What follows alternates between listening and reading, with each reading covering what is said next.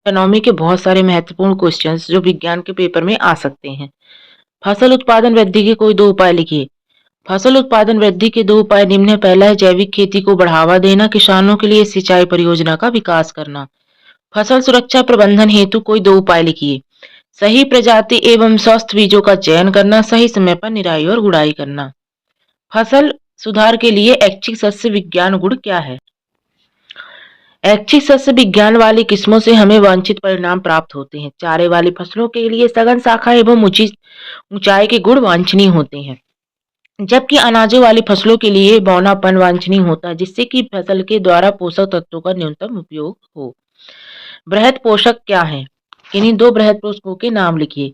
ऐसे पोषक तत्व जो पौधों की वृद्धि के लिए बड़ी मात्रा में आवश्यक होते हैं, बृहद पोषक तत्व कहलाते हैं। इनकी संख्या 6 होती है। बृहद पोषक तत्व निम्न है: nitrogen, phosphorus, potassium, calcium, magnesium और सल्फर। पौधे अपना पोषण कैसे प्राप्त करते हैं? पौधे अपने पोषक तत्वों को मिट्टी, जल एवं वायु से प्राप्त करते हैं। पौधों के लिए कुल 16 पोषक तत्वों की आवश्यकता होती है। इनमें से कार्बन तथा ऑक्सीजन हवा से प्राप्त होते हैं, हाइड्रोजन पानी से, तथा 13 पोषक तत्व मिट्टी से प्राप्त होते हैं। अंतरा फसलीकरण क्या है? दो या दो से अधिक फसलों को एक साथ एक ही खेत में निश्चित कतार या पैटर्न में उगाने की जो प्रक्रिया होती है, उसे अंतरा फसलीकरण कहा जाता है। इस विधि में कुछ पंक्तियों में एक प्रकार की फसल तथा उनके एकांतर में स्थित दूसरी पंक्तियों में दूसरे प्रकार की फसल उगाते हैं। इसके उदाहरण सोयाबीन प्लस मक्का व बाजरा प्लस लोबिया हैं।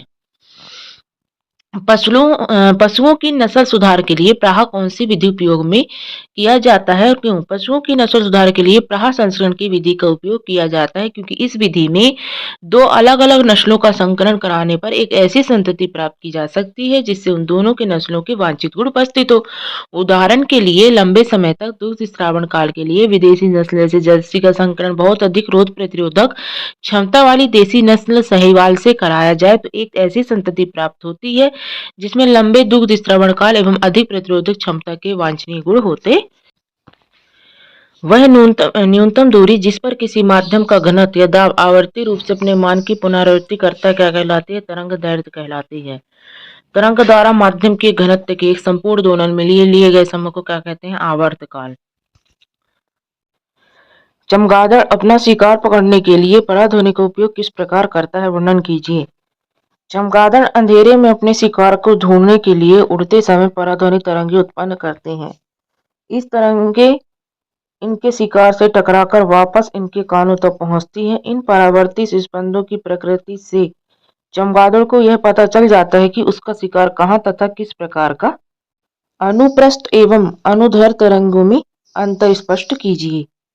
इन तरंगों के माध्यम में कण तरंग के संचरण की दिशा के लंबवत कंपन यानी कि दोलन करते हैं।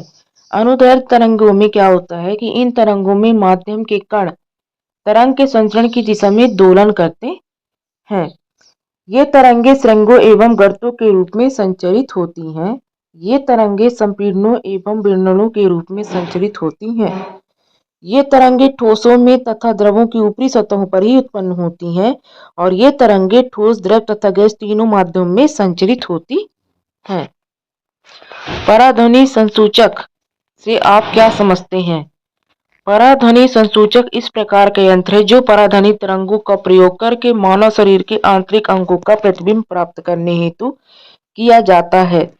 इस संसूचक से रोगी के अंगों जैसे कि यकृत, पित्ताशय, गर्भाशय, गुर्दे आदि का प्रतिबिंब प्राप्त किया जा सकता है। यह संसूचक को शरीर की असमानताएं जैसे पित्ताशय तथा गुर्दे में पथरी तथा विभिन्न अंगों में ट्यूमर का पता लगाने में सहायता करता। किसी ध्वनि तरंग की तरंग दैर्घ्य, आवृत्ति और उसके वेग में किस प्रकार से संबंधित है?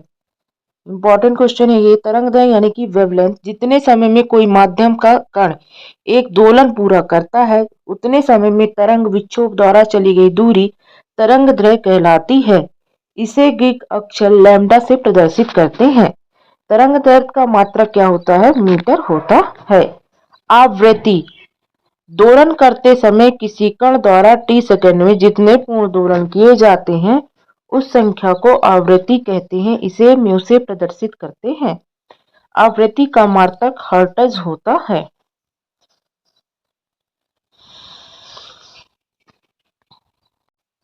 अनुरण क्या है?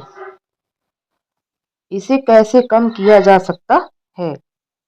तो अनुरण क्या है? एक प्रकार का किसी बड़े हॉल में उत्पन्न होने वाली ध्वनि दीवारों के परावर्तन के कारण काफी समय तक बनी रहती हैं, जब तक कि इतनी कम न हो जाए कि यह सुनाई ना पड़े।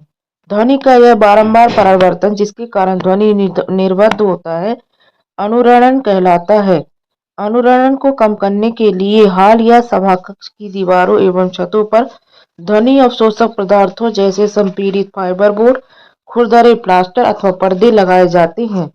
अनुरणन को कम करने के लिए सीटों के पदार्थों का चुनाव इनके ध्वनि अवशोषक गुणों के आधार पर किया जा सकता है।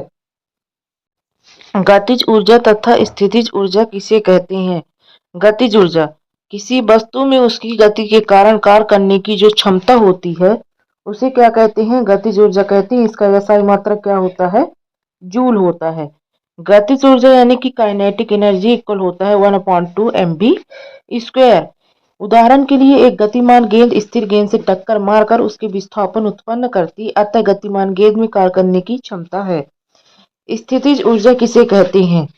किसी वस्तु में उसकी स्थिति अथवा विशेष आकार के कारण जो ऊर्जा उत्पन्न होती है उसे उसकी स्थिति ऊर्जा कहलाती है। जैसे कि इसका SI मात्रक जूल होता है।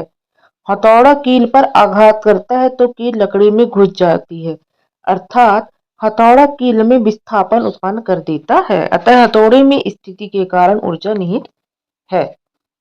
अब बारी आती है कि ऊर्जा संरक्षण का नियम उदाहरण सहित समझाइए।